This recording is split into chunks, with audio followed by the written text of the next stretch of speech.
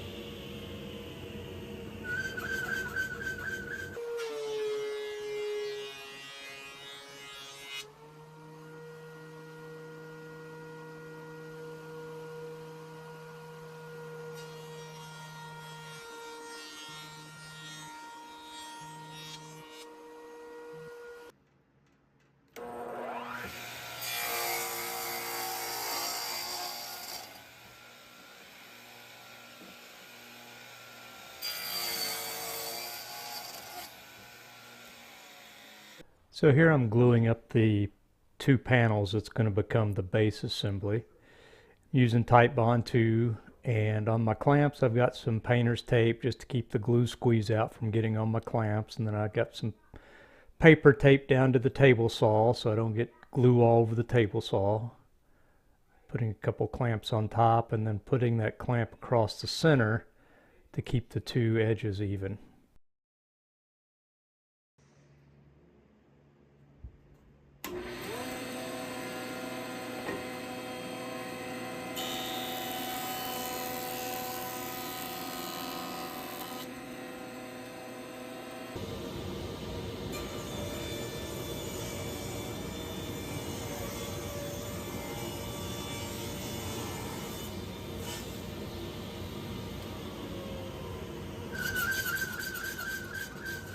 Hey, let me explain what I've done here.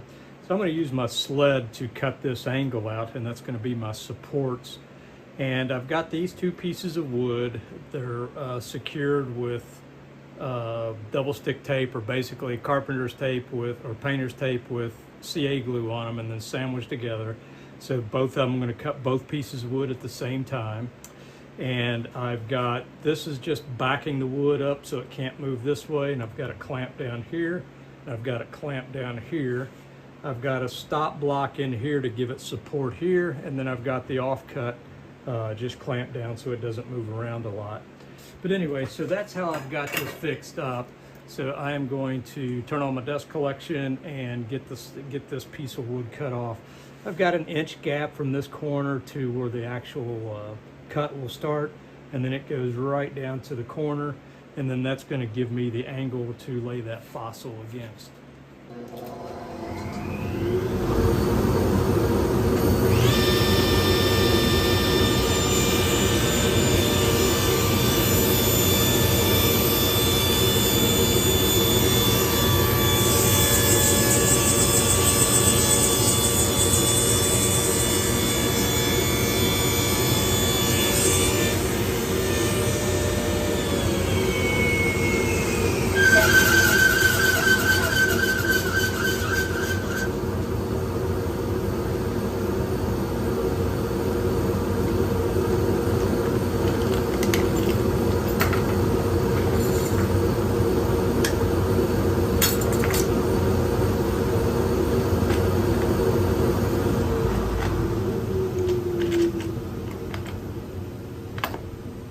So now I got both pieces of wood cut at the same time, so all the angles, everything is exactly the way it needs to be.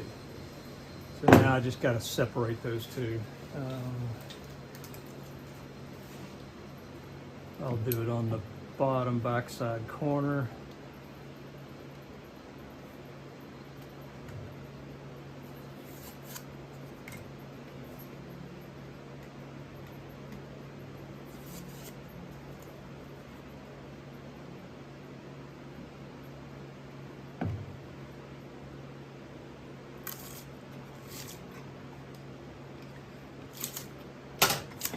And you can see that CA glue comes right off of there. So what I've done here is I've marked out where I want to drill a 3/8 inch hole for the support rod that I'm going to have run through these. And I've got them taped back together so I can drill both holes at the same time, and that way I know they're indexed properly. So how I come up on this measurement is I took the widest part of the fossil, and on the angle that it lays on, I need to come up 9 inches from the bottom of the fossil, and that gets me to about the widest point of the fossil. So that's where I want that rod to go through, because I'm going to have arms that come off of that rod to clamp the sides of the fossil, if that makes sense. It will after it all comes together. I've got one of my Al Tool brad point drill bits in here. I've got my fence set up so it's holding the back of this. I've got a stop block here and a stop block here to keep this from moving side to side, and I've got this clamp in T-track so it can't scoot this way. This clamp is not really clamping because it's, the wood's too thick for it to really fully engage, but I think with this fully supported on all three sides, that piece of wood's not going anywhere. Also on the back side underneath all of this, I've got a another piece of blue painter's tape just to help prevent tear out on the back side. So let's get this drilled and see what happens.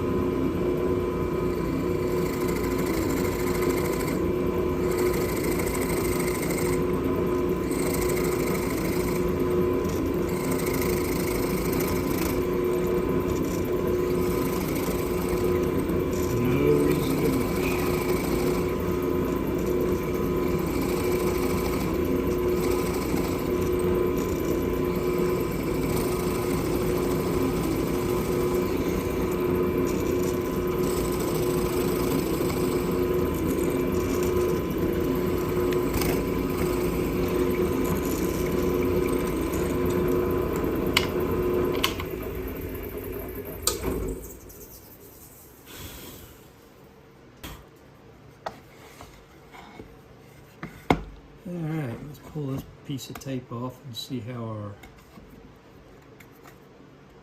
See how our tear out went. Oh, look at that beautiful hole. I love those owl tools drill bits. You go to owltools.net. Very sharp, very efficient, minimal tear out. I'm going to use this piece of walnut for all of my slats, but I don't need it to be 3/4 of an inch wide, so I'm going to take it to the bandsaw and resaw this. So to find the center, I've got one of these little center finding gadgets. You put a pencil in the center of it, and you just put it so these two are up against the edges, and that'll mark your center line. And I just, with the straight edge, I just carried that over to the edge, did the same thing over here, carried that line up to the edge, and then I'm going to set my bandsaw up so it just splits that line right down the middle. All right, I got my bandsaw set up to do a resaw. This is a Grizzly 17-inch bandsaw, or actually 14-inch bandsaw. I've got a Timberwolf resaw blade on it. Got my Miles Craft featherboard set up. This is a double stack. You can either use one stack or put them together and make a double stack. This brings it way up high there. So when I put this board in, it's really engaging and keeping it up against the fence. And then I'm going to use this as a push block when needed. So let's get this party started.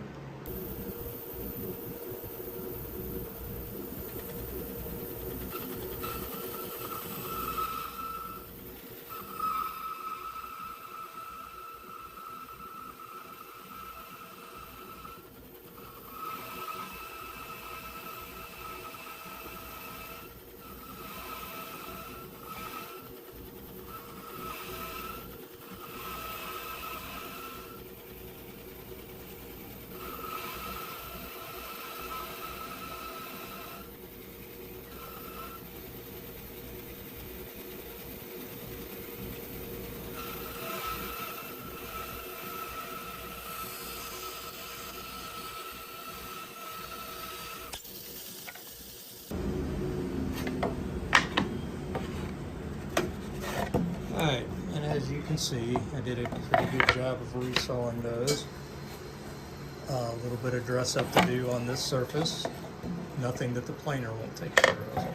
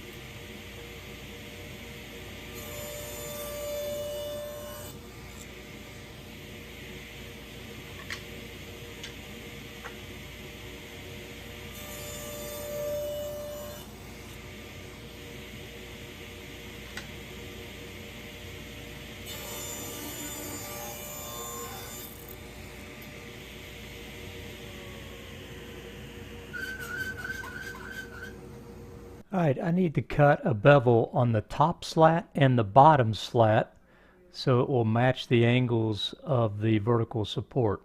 So I'm using my angle finder to set the table saw blade, and then I'm going to run a test cut just using some scrap wood.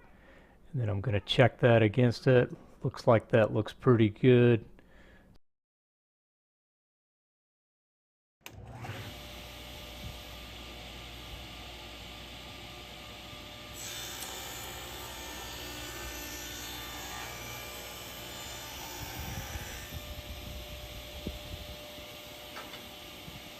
So I've cut the bevel in the walnut and I'm just testing it. This is the top of the vertical riser, nice finish there.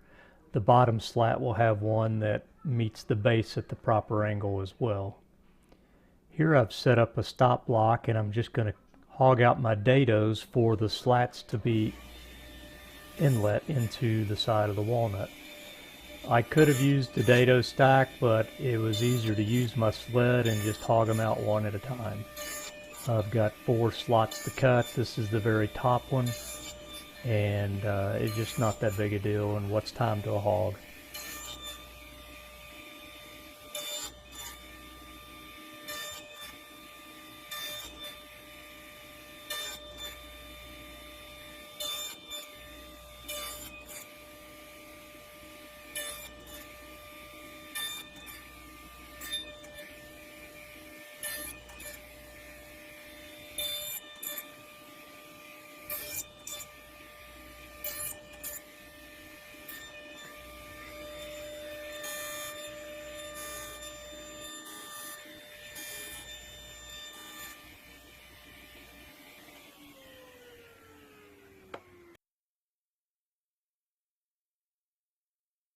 Here I'm just unclamping the base assembly that I'd glued up previously, getting all the clamps set aside.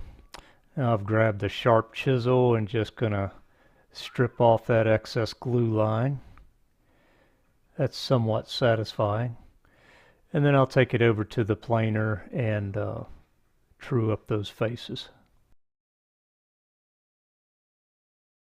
Using a sharp brad point to indicate where my Forstner bit's going to be, so I can drill the holes out for the front peg. So I want to do that before I do anything else. And I've used the depth stop on my drill press so the Forstner bit does not go all the way through the base.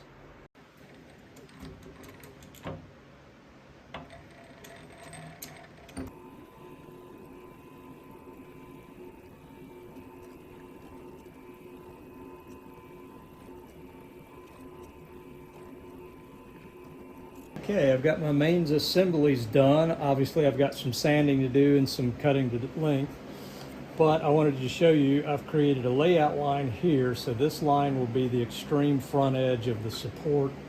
Then I measured in 3/4 of an inch from the edge, and I've got a layout line there, 3/4 of an inch from the edge, and a layout line there. So what that'll allow me to do, and I've separated my halves, got some sanding and things to do, is I will be able to put that right there, put this one right here, and I'm going to do a round over all the way around the base, and then the bottom with this bevel on it, it will fit right in there just like that, and the next one will fit in there like that, and like this, and then the top one with that bevel we'll finish off the top just like that. Now I've got to cut these to length because they're going to be flush with the sides there, and then I will have my clamping mechanism, which is going to be a rod that runs through here with some clamps that can slide in and out on that rod, and that's what these holes are for, is I'll let that rod come all the way through. The rod will go all the way through there and have a retaining set here and a retaining set there so the rod can't move, and then the clamps will be able to slide in and out like that, and that will grip the side of the fossil. So I'll have pegs sticking up here that will hold the front of the fossil from kicking out. The fossil will lay back on that, and then the side clamps will clamp it off. The base will pretty much disappear. You'll see this much of the base right here. You'll see the peg sticking up, and you'll see the front side of the base, but the fossil itself will overhang, and because the fossil is the main attraction, not the base. Just using the plug cutter to cut some plugs. Just got a strip of walnut, and this will cover up this. I've already cut a couple larger plugs that will cover up a 3/8 diameter.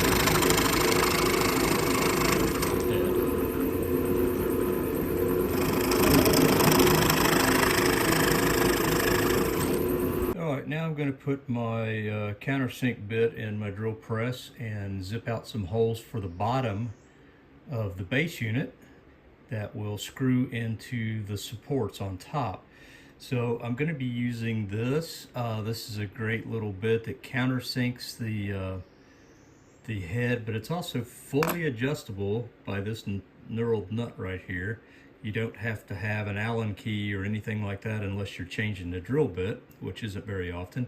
This is made by EZen, made in Korea, and I have screwed this adjustment down so it's going to give me about 1/8 of a reveal to the top of the shoulder. Let's get this around here so you can see what I'm talking about. So from the top of that shoulder to that is about 1/8 of an inch, something like that. 1.125 is what I've got it set for.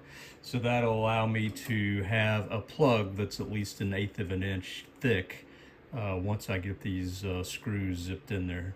Again, this is made by EZen, made in Korea, and you can use it in either a handheld drill or a drill press. I'm going to use it in a drill press today, so let me get that set up.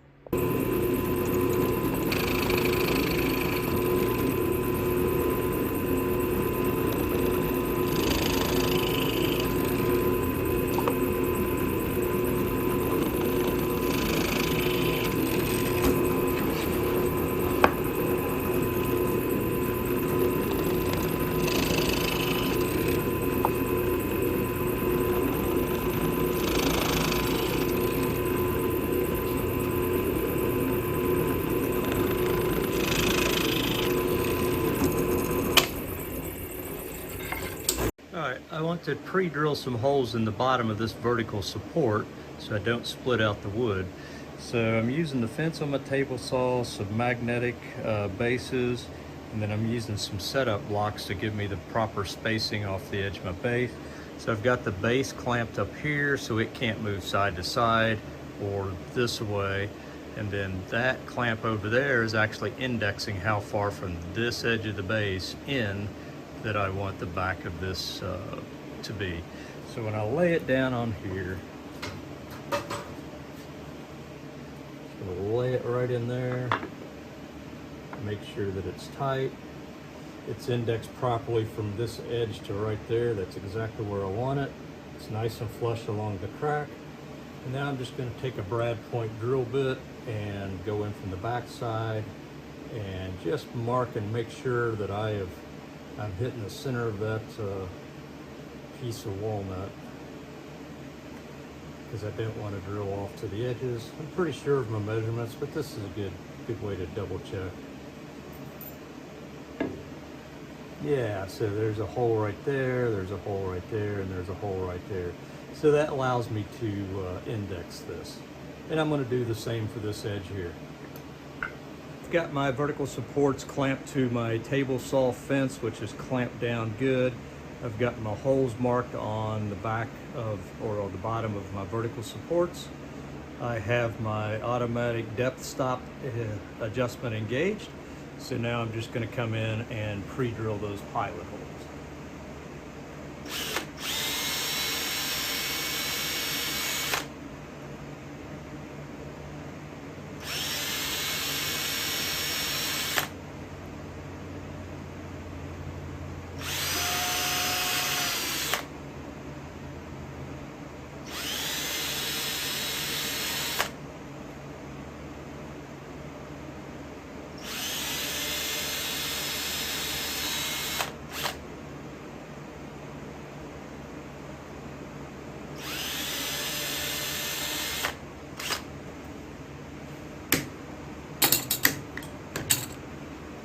And there we go. The left side, right side, those are engaged.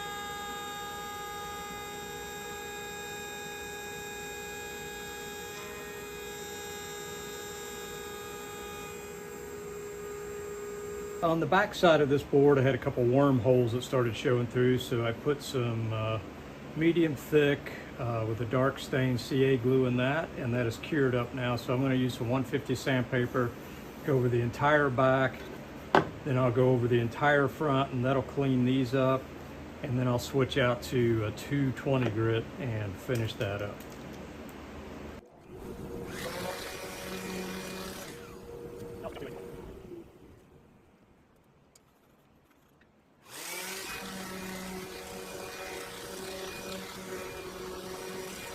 I'm going to actually use my random orbital sander to sand this profile, and the way I'm going to do that is I've got these little foamy backers, and I am just going to attach a couple of those. You can stack them. Attach a couple of those to my sander, and that will allow me to sand that profile, and I'm going to use some 220 3M 220 paper on that.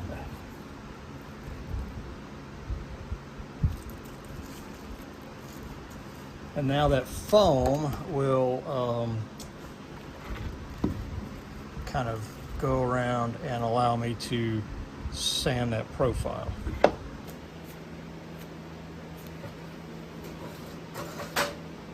All right, I've wiped all this down with mineral spirits already and let it dry, drain popped it, blah, blah, blah, sanded it, final. Now I'm gonna finish it with some tung oil, just plain old tung oil, and I'm gonna do the backside first. Right now, these are the front faces, and I'm gonna do the back first, let them down, and then I'll come back and finish the front face. So I'm just gonna use plain old tung oil. I'm going to get my rag totally saturated with this.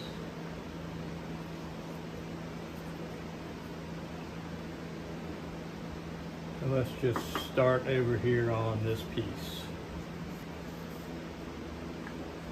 Okay, like I say, don't throw those in the trash can, just throw them in the garage floor, or if you've got a metal can or a metal container, put them in that and let them completely dry out before you put them in the trash can. I got my two sides glued and screwed on there, and while the glue is drying, I've just suspended a weight. That top batten there is temporary, obviously, and it is just to hold the two parallel square to the base. So it's 8.5 inches at the bottom and 8.5 inches at the top, and I suspended a 5-pound weight in the center just for a little clamping force while that glue dries. These are my horizontal supports that's going to be mounted in the vertical risers, and I'm going to put one screw on each end, and I want that screw to be in the center of the board, and I want it to be a certain distance, a set distance from the edge to the inside, which is going to be the center of the vertical risers. So I've got that measured out, and that's my stop block, so I can index each one of them. The stop block is secured down by this stop block, and it's also clamped down here with a little fence on it, so that can't move. My fence here is setting the distance away from my drill bit, and then the countersink bit will countersink the screw and then give me 1/8 inch above the screw head that allows me to put a plug in. So let me get set up and drill all these out. I need to zip a hole into each one of these, all 4 pieces.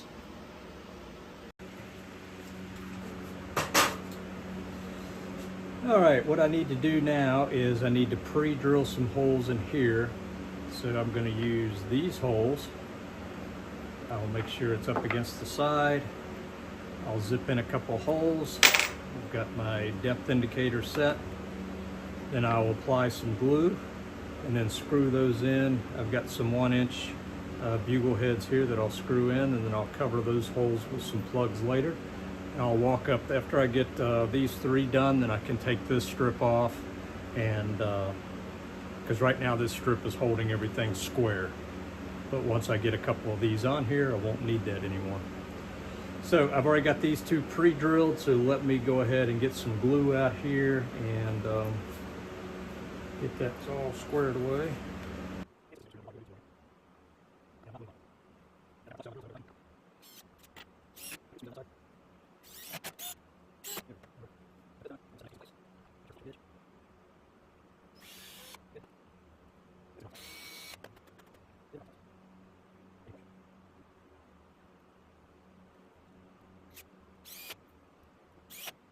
So all the slats have been applied to the front, and I've plugged all the screw holes with those walnut plugs I cut earlier. I've sanded them flush and done a finish sanding on the front and reapplied another coat of tung oil.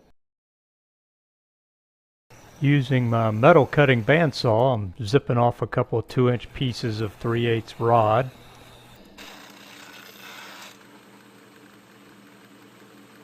I'm going to clean those up over at the disc sander, just squaring up the ends. And then I'm going to set the miter gauge up at a 45, use an auxiliary fence, and put a slight bevel on the end.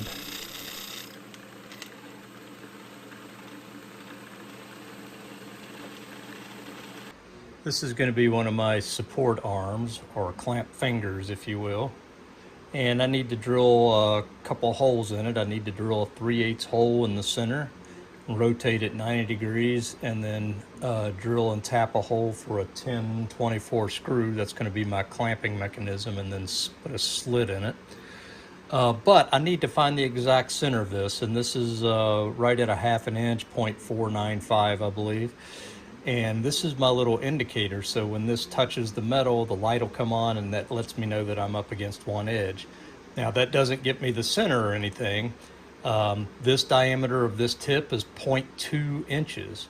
So what I've got to do is I've got to find one edge, and then I'm going to bring that in half the distance of this, and then 0.1 inch further to account for a half the diameter of this, if that makes sense. So let me do that. So yeah, after rechecking and verifying the thickness of that block, it is 0.494, so half of that is 0.247. So I need to move this that direction half of, or 0.247 inches. And then I need to add 0.1 inches more for half the diameter of this. So before I start moving anything, I'm going to set 0 on my vernier here. So there's my vernier mark. And now I need to rotate this 0.247 inches in that direction. So there's 0.1.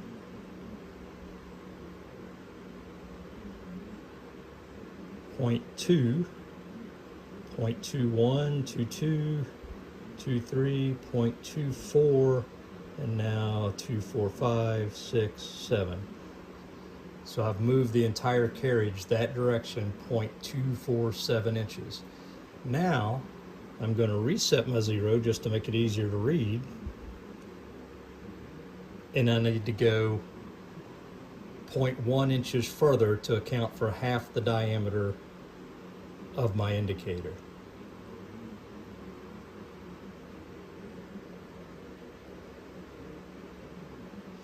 So there we are, and I'm going to lock my I'm going to lock my y-axis down so it can't move any further. I also need to indicate this edge here because I'm going to drill a hole at a certain point here, so I need to know where to start so I can measure that. So I could either measure that manually, scribe a line and drill it, or I can use the milling machine's scales and this indicator to be a little more precise, and because it's fun. So I'm going to advance my table out.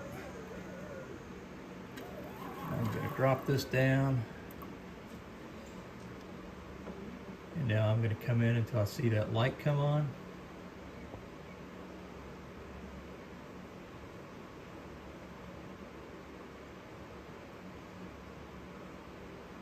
Slowly working my wheels.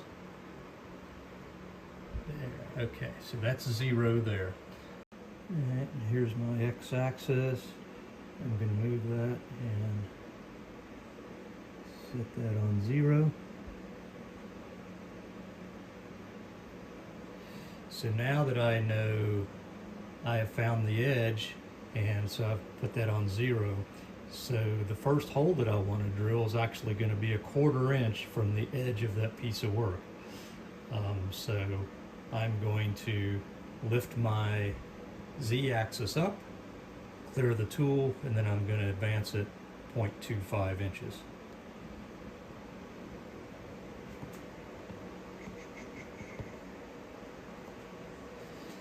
So let's get this up out of the way so I don't damage my tool. And now I'm going to come down here, watch my vernier scale, and I'm going to draw that back towards me 0.25 inches. So there's 0.1 inch, 0.2 inches, 1, 2, 3, 4, 0.25 inches. So I've actually got to go half the diameter more, or 0.1 more inches. So I'm just going to re-zero my vernier over on my x-axis, and then I'm going to advance that 1 more full rotation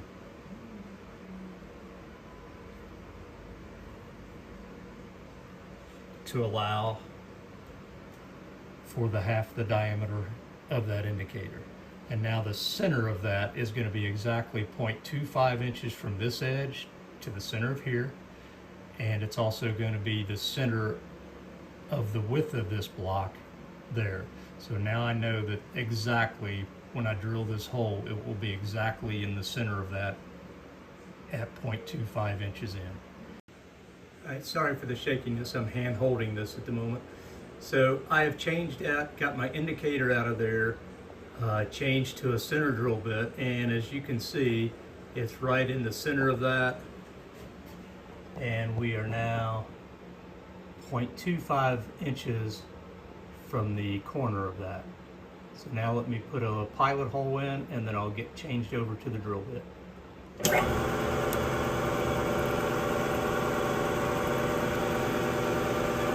And you can kind of do the same thing with a punch if you need to.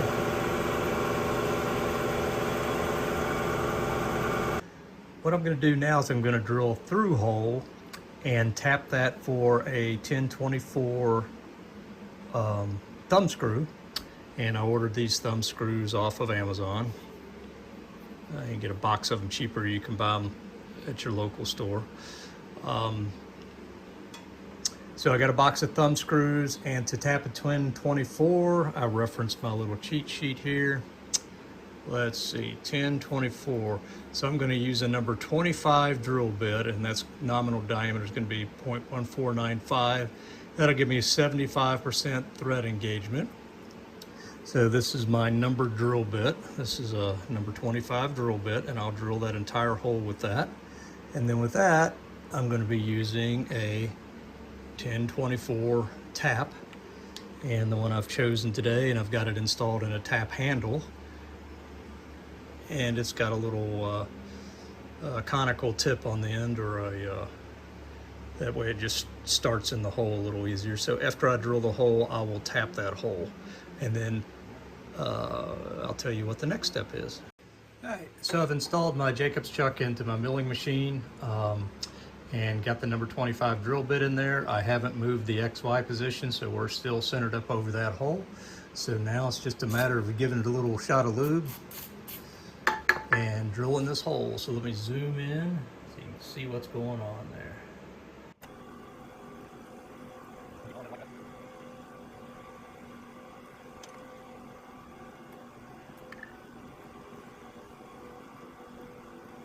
I removed my Jacob's chuck because that came down to this far, and I didn't have enough room to get my tap handle in there. So what I did is I put my collet back up into my mill, and I put the center drill in there, and that will allow me to keep this tap handle straight up and down vertically as I manually tap this.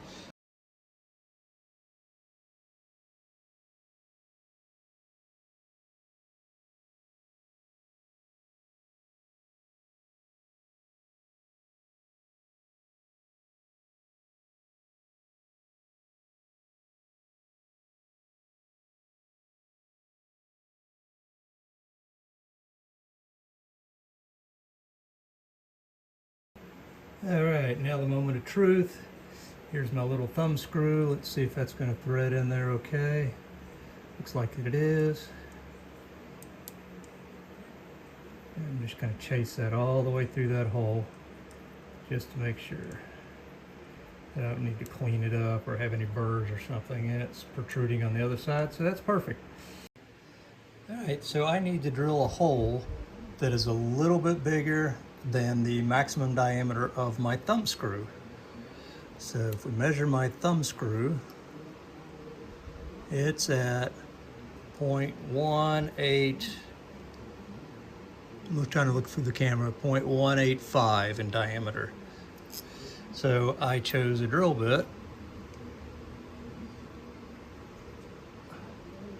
that is a little bit bigger than that, 1.186. I think this is a number 12. This is a number 12, so I could go with a 12 or 13, but I chose a number 12. And so let me get this set up with 0 and set up my stop block. I'm going to lower this down until the drill bit just barely kisses the surface of that. And that's going to be my 0 mark, so I'm going to set my vernier on 0. But I'm going to use a gauge block, 1/4 inch, because I don't want to go any deeper than a 1/4 inch. And I'm going to set this up here where my stop block is. Bring my stop block down to that.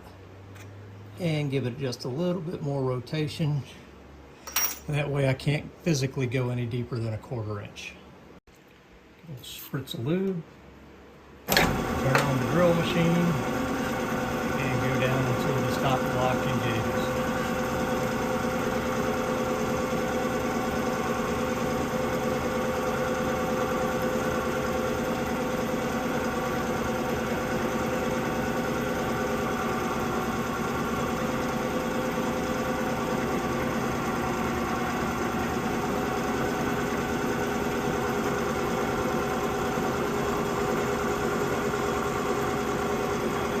Stop block is engaged here, and that sets my depth on the drill. Okay, so I've got to do another one of these exactly like this one. So instead of trying to find the removing this and putting another one in there and trying to find my edges and my center and all that type of stuff, I set up a dial indicator. It's got a little spring pressure on here, so I can set my 0. And then I can unclamp this one and set the new one in there. And as long as it goes back to 0, then I know it's in the exact same place and everything will be indexed properly. So let me do that now. I'm just going to remove this guy from the vise. There goes my vise handle.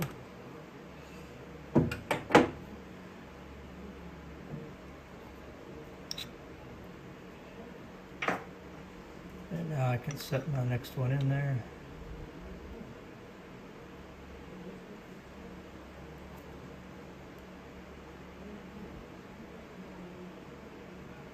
I'm going to set it a little proud of that, get the vise snugged up, and then I can tap it into place. I want to make sure this is fully seated, and then I'm just going to tap it down and then tighten up my vise.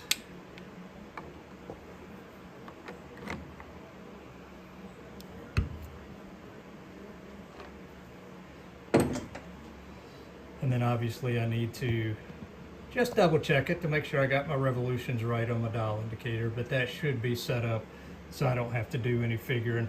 I know I haven't changed this direction on the vise, so I know that this direction is going to be perfect. The only direction in question would be in and out. And as long as I counted the rotations properly on my dial indicator, this should be exactly where I need it. Alright, so I removed my Jacob's chuck, put my collet and my center drill back in. I've got my dial indicator set up for 1/4 inch. So now I'm going to just check and make sure that I had my, that I've got this set up properly. And it looks like it's right on the money, right in the center of that. Okay, at this point I've rotated my block 90 degrees, re-indexed the front face, and advanced 0.7 inches in, and now I'm drilling a pilot hole for a 3/8 inch through hole. All right, I've inserted a 3/8 inch drill bit, but instead of using a Jacob's chuck, I've got it in a collet, a 3/8 inch collet. Collets are a little more precision and they grip the drill bit a little better than a Jacob's chuck will. But again, this is not, I'm not building a spaceship, so precision is not such a big deal. But if you was in a machine shop and you had tight tolerances, you're going to find those guys using collets versus a Jacob's chuck to drill precision holes. But let me get zoomed in and get this hole drilled.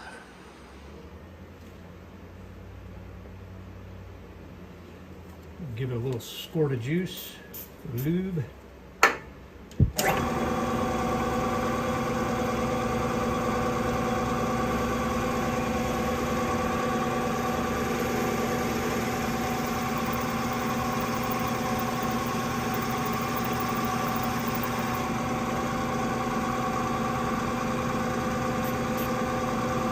Heat is the killer of tools, whether it's an end mill or a drill or a lathe tool. Excessive heat is what will destroy those tools. So I keep my feeds and speeds down to appropriate and give it some lubrication every once in a while. Now I could have punched this hole all the way through without any lube, but since I'm not running any coolant, I'm just going to preserve the life of my drill bit.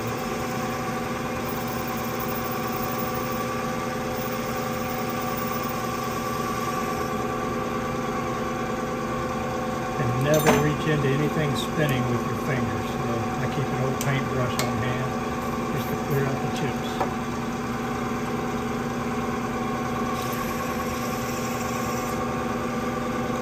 And just like that, I'm all the way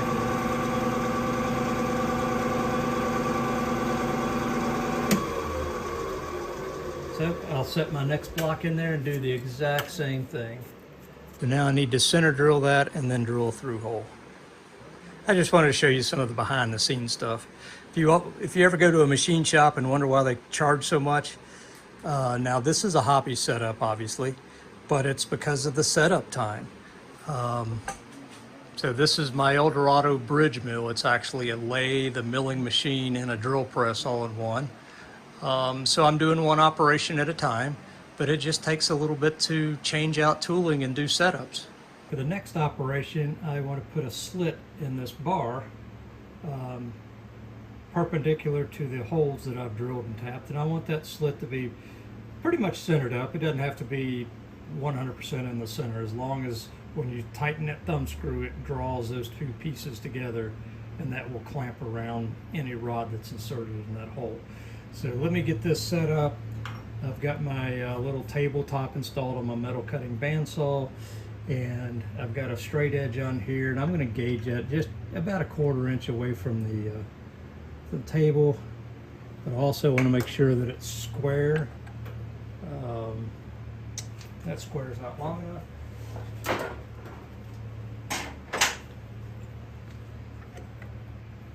I'm going to have to take this completely off and rely upon that back one.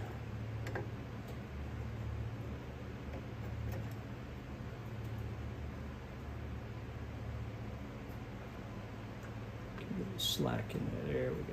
All right. So I am square to the table. I've got my 1/4 inch gap here. And now I just have to, and again, we're not building spaceships, so if there's a degree of angle deflection or something, it's not that critical. I just need it to be pretty daggone close. So let me get another clamp on it over here.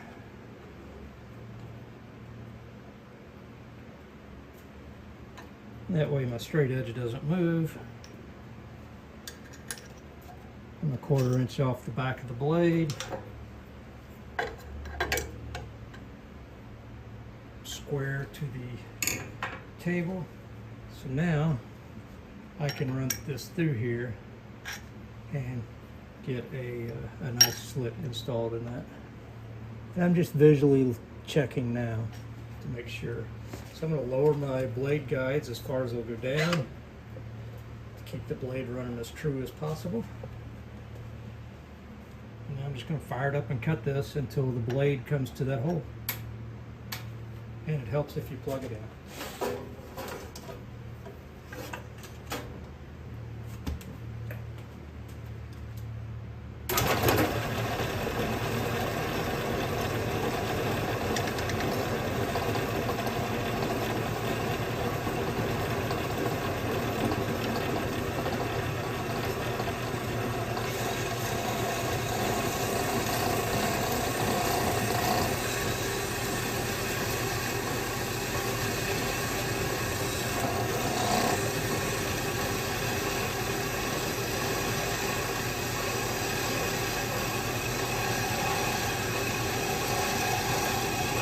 This is aluminum, so you can do this with woodworking tools.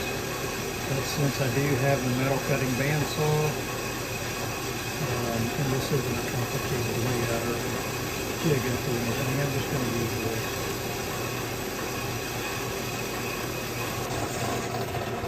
Perfect.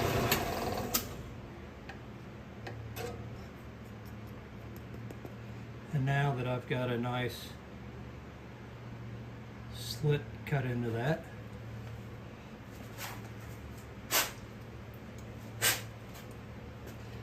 I can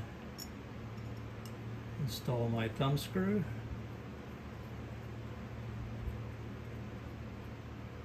And then that will start closing up the gap on that slit, and that will allow me to clamp to a round stock. It's coming together nicely. So these are the arms that I just machined out. Right now I've got some hex head screws in there because my thumb screws, they sink in there too deep with that chamfer. So I can't get a good squeeze on that. So right now I'm just using some hex heads. But the way this works, I went ahead and epoxied these aluminum pins on the front. So the fossil, let's pretend that this was the fossil.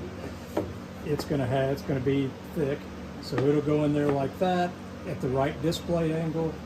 And then we can use these arms to come in here and clamp on these sides so it can't come out. And again, the fossil is going to be thick. The fossil is going to be out like this. So those arms are going to be about right. One thing I still have left to do is I'm going to machine a couple of collars that slides onto here with a set screw that locks it in place. That way this rod can't shift sideways. Also, I'm going to do something with these to kind of break up the squareness. I may put it on the milling machine and mill these corners flat, turn this square piece into an octagon. So just as I'm thinking of things, that's what I'm doing to it. But right now it's functional. I'm just going to add a few more touches to it. So I told you I was going to do something with the hard square edges on these blocks. And I could do something on the milling machine, but that would probably require some interesting setup.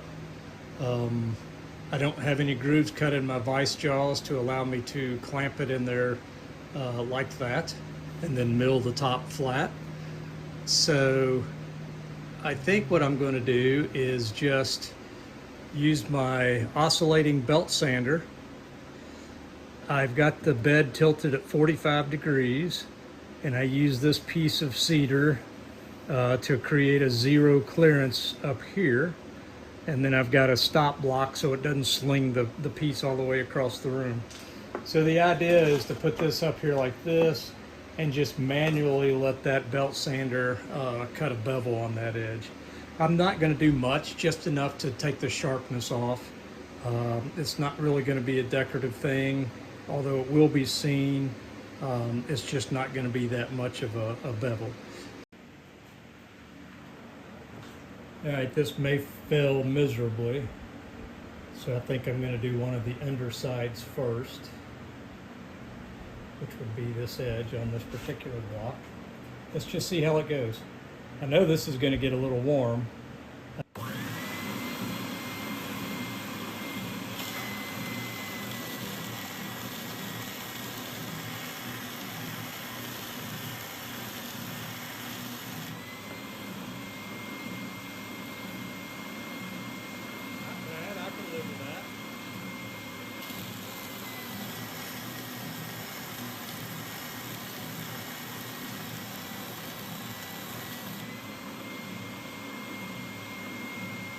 Starting to get warm, so I think I'm going to switch to the other block.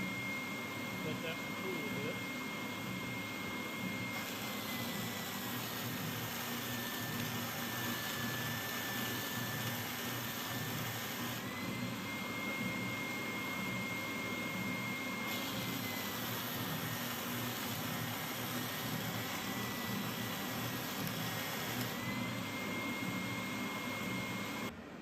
That's not bad. I kind of like that. It is getting hot, as to be expected, so I'm gonna get some water or something to quench those in. So stand by, folks. My old Tupperware container is now a metal quenching device.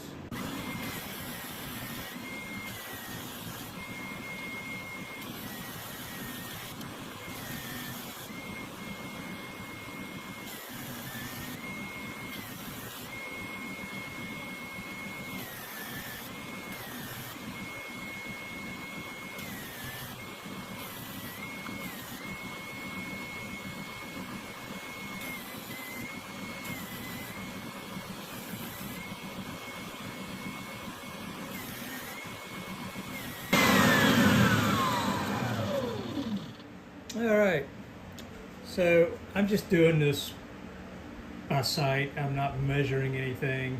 So they look relatively even all the way around. Especially you're only going to see two sides at once. You'll see the top side of that one,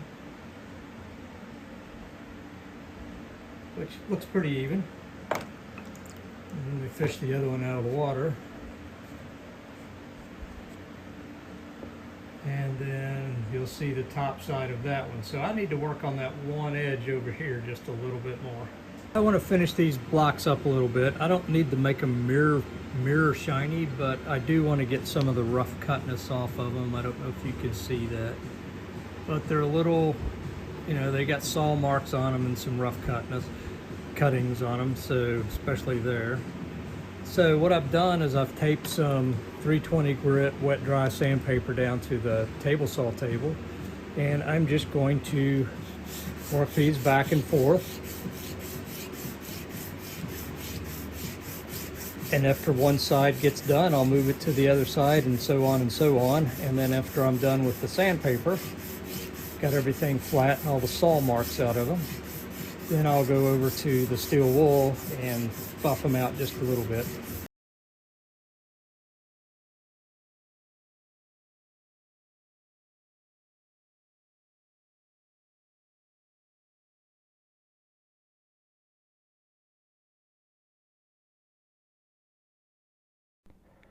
I think the rod detail turned out really well, and I've got the thumb screws reinstalled with the washer on them. They clamp the sides of the fossil really nicely, easily adjustable, and I think the aluminum and the walnut just complement each other, and they do a good job of holding the fossil in place.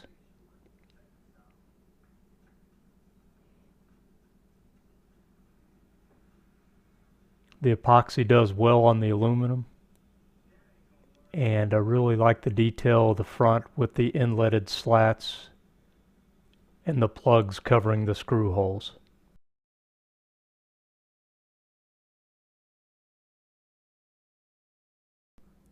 I really enjoyed this project. It allowed me to use both metalworking and woodworking skills, and what a way to fantastically display this specimen of a fossil. I'm sure we'll get years of enjoyment out of it. Thank you so much for watching today. I hope you enjoyed it. If you did, please hit the like and subscribe button. Thanks a lot.